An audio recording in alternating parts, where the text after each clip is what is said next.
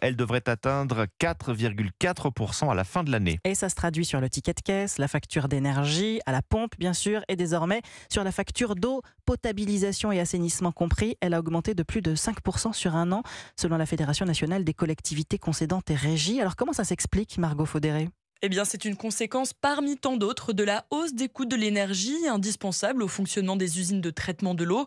C'est le cas à Fougères, en Bretagne, où le prix du mètre cube a augmenté de près de 7% en un an. Diana Lefebvre est adjointe au maire de la ville. Je prends l'exemple de la station d'assainissement, c'est notre plus haut budget d'énergie sur la ville. Ce n'est pas tout, l'inflation énergétique renchérit aussi le prix des produits chimiques qui sont utilisés pour potabiliser ou traiter l'eau.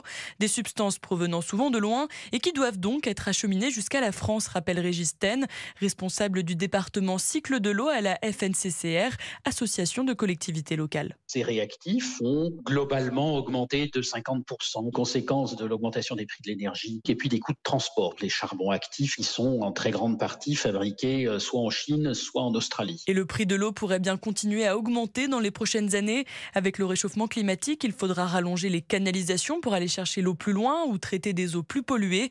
Des coûts supplémentaires qui pèseront forcément sur la facture. Margot Faudéré.